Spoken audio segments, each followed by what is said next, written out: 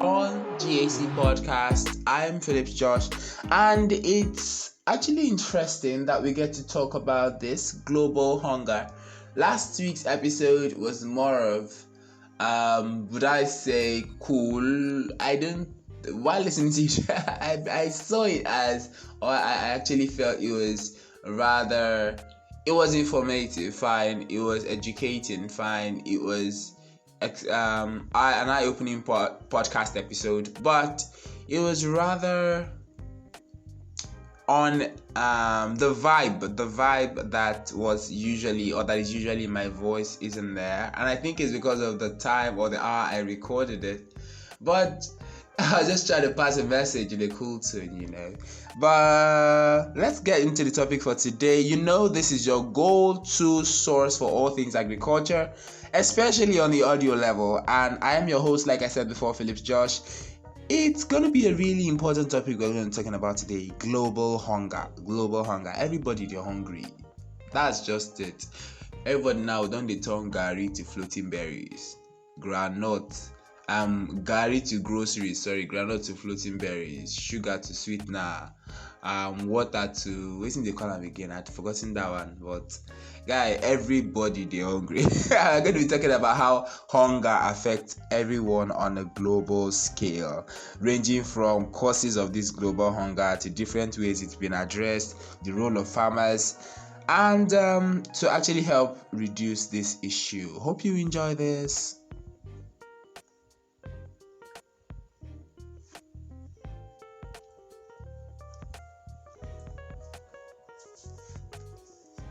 Let's actually put some statistics in place. Now, do you actually know that according to the United Nations, more than 820 million people in the world are considered undernourished? That's actually a large number. 820 million, more than that, are considered undernourished. That's not having enough nourishment from their food. That's around 1 in every 9 persons on the planet. So out of every 9 persons, there is 1 person that is malnourished. And over 2 billion people lack access to sufficient food to lead a healthy and active lives. These are just a few of the sobering statistics that highlight the gravity of global hunger issue. So if you are having 3 square meals and they are healthy, don't feel that you're special. It's just that you're privileged. There are a lot of people who does not even have access to it. All right, so view that as a privilege and not as not that you're special, okay? Just that you have the privilege, just that you are fortunate to have that. You are fortunate to have that, not that you're special, because a lot of people are dying of malnourishment. You have that doesn't mean you're special, okay? I'm not trying to make you feel bad, but I saw a post that helped open my eyes to that. Yes. Another interesting statistics is that around 45% of every child death worldwide is related to malnourishment or malnutrition. And that's really a sobering thought, but it highlights just how important the issue of global hunger is. It is not just about food, it's about survival. What you're eating, what nutrient is it giving you? Is it a balanced diet? Is it balanced? Does it provide essential nutrients for the child or for you yourself and as an adult? And it's actually a problem that affects people all over the world, regardless of your location or socio-economic status. So, what are some of the causes of global hunger? There are different factors that contribute to global hunger, but some of the main causes include poverty, conflict, climate change, or lack of infrastructure. And we're going to be starting with poverty because many people are suffering from hunger. Also, these people suffer from extreme poverty. Poverty causes hunger. When you don't have money to get the food you need, when you don't have financial resources to provide food for yourself, obviously it's going to lead to hunger. So if you're poor, you're obviously going to be hungry. Now that may not actually these people might not actually have the money or resources to actually buy or produce enough food for themselves and their families. Now this is often a result of factors like when they are paid low wages, when there is unemployment rate on a high level, and when there is lack of resources like land or credit facilities. In addition to this, conflict can often lead to food insecurity as well. So when the short of it is, there are a lot of things ranging from conflict, poverty, unemployment rate on a high level, lack of credit and land for farmers to actually use to produce food. And when all these things are not in place, you find that a lot of people are actually going through hunger or being hungry. Not even aside being hungry, they might not actually have food that provides right nutrients to them. Like we say, we actually eat most times to fill the tummy and not to nourish the body, and that is actually very bad.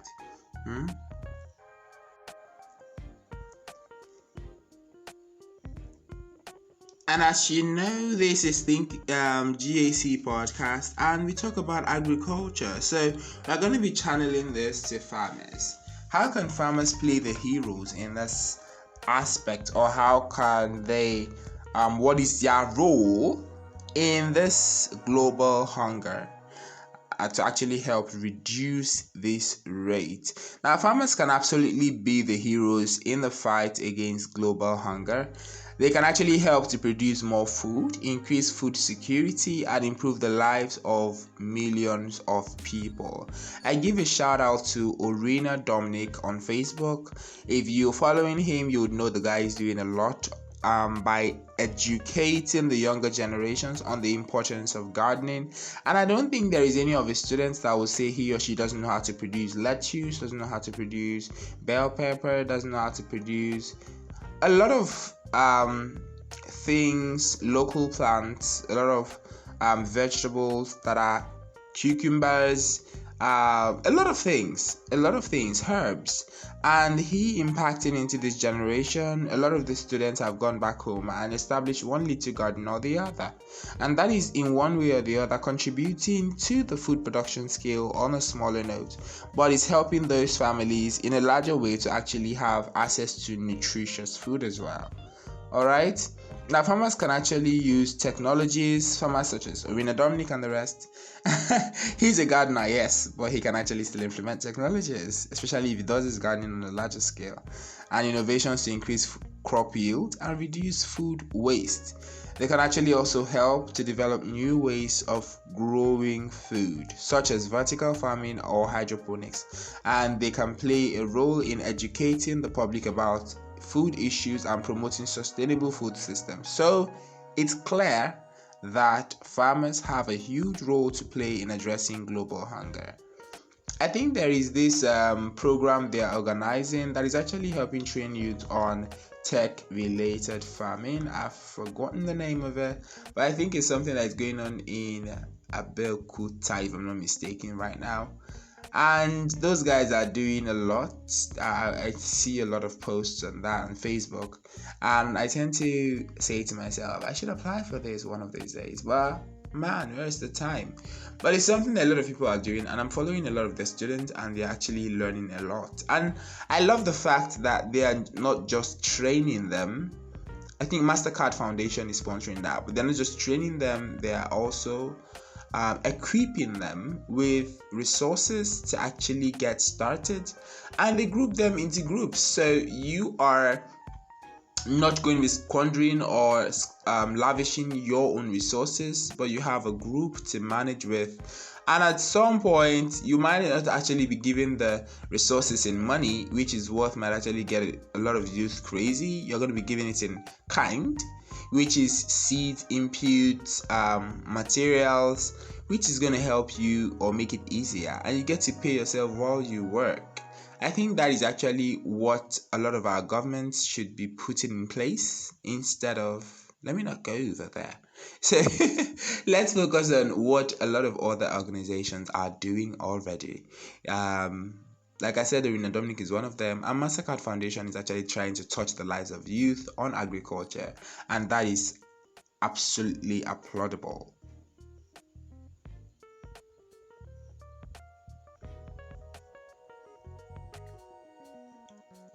Discussing another way that farmers can actually help to reduce global hunger is by promoting food security.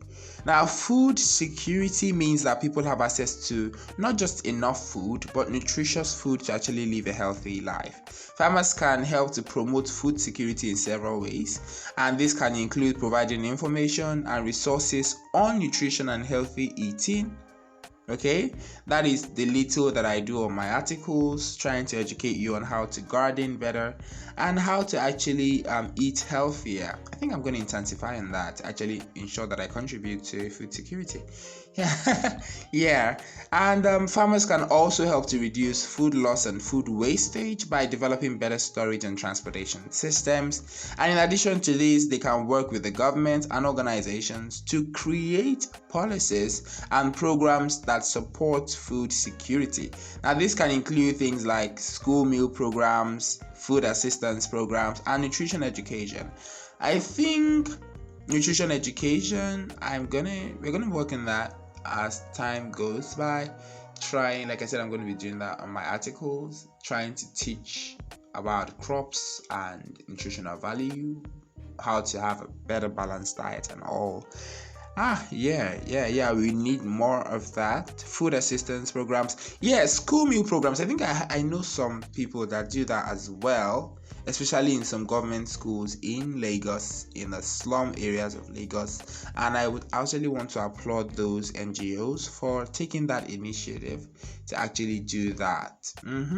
Do that. It's not easy deploying your resources into the environment or into the community to give back, especially to underprivileged children. And I think it's something everyone should look into. It doesn't have to be that you must be an NGO to give back. The little you can do as a farmer is deeply appreciated, because when everyone puts hands together to want to achieve this, imagine 45% of children die of malnourishment, and that is very bad. 1 in every 9 person doesn't have enough food, doesn't have enough nutritious food to cater for himself, to get by for the day. That is not a joking statistic. That is not on the low side. It's very high. It's very, very high. So until each and every one of us start taking the bull by the horn, trying to understand that we all have a part to play in this, we actually might not make headways. But when everyone sees himself as an active change maker and actually ensuring that this comes into place, especially farmers, then we can actually start reducing the rate at which these children die of malnourishment and actually reduce the rate at which people are malnourished.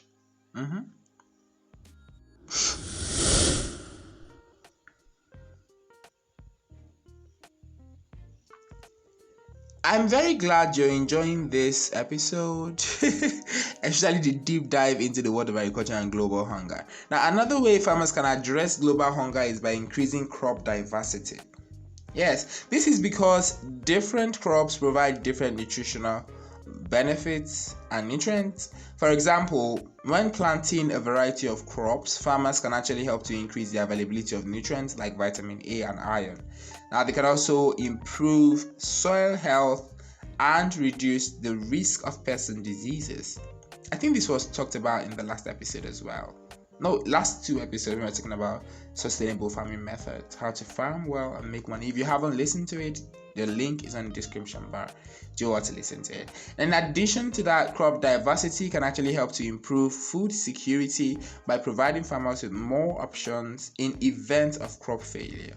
So when you actually diversify your plant variety of crops, when there is one crop failure, the farmer doesn't go bankrupt. Instead, you also have other crops on the farm that can actually still suffice for the one that failed.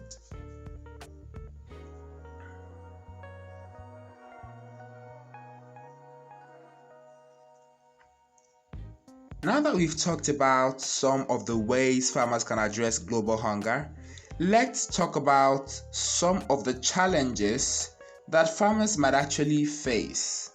Now, for example, one major challenge is climate change, and as the climate changes, farmers have to adapt to new conditions like more extreme weather events, drought, and changes in the growing season. They also have to deal with changes in pests and diseases. Now, these challenges may make it difficult for farmers to produce enough food, which can lead to food insecurity as well. Now, what do you think can actually be done to help farmers overcome these challenges? If you are a farmer, or if you out there as an individual, what do you think can be done to help farmers overcome these challenges? Please, let's get your answer in the comment section below and let's know what you think about it.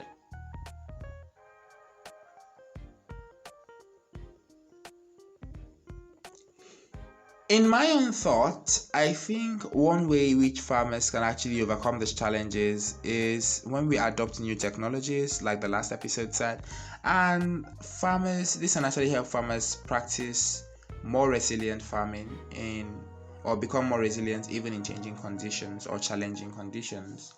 They can also diversify their crops and livestock to reduce the risk. And they can also work with scientists and other experts in the industry to develop new solutions to climate-related challenges. And finally, governments and organizations can also do well to support farmers through things like extension services, research, and financial assistance. Another question for you. Do you think any of these solutions are particularly promising? Now, I've asked the first question and I gave my opinion on it, so I want you to also give your opinion on this. Another solution that I actually view is actually still okay is the use of new technologies like weather forecasting and precision farming. That was also on the last episode that we discussed. Now, weather forecasting is enough to actually help farmers predict when extreme weather events will occur or conditions will deteriorate, so they can actually take steps to protect their crops. Now, precision agriculture uses sensors and data to actually help farmers optimize the use of resources like water and fertilizer, and this can lead to better crop yields and more efficient use of resources. In your opinion as well, is technology the way out for agriculture? That was discussed in the last episode. So if you did not listen to the last episode and the last two episodes, the link is in the description bar. Go over, listen to them, and let's know your thoughts on this. This is where we draw the curtain for today's episode. I'm Phillips Josh again, or Akajusha Salvation. Do well to reach out on Facebook at Akajusha Salvation, on Instagram at the Talkative, Talkative, or on Twitter at the Talkative. Those are new handles that was created for the main podcast on GAC or Thinking Around. But thank you so much for listening once more. It's a goodbye from here.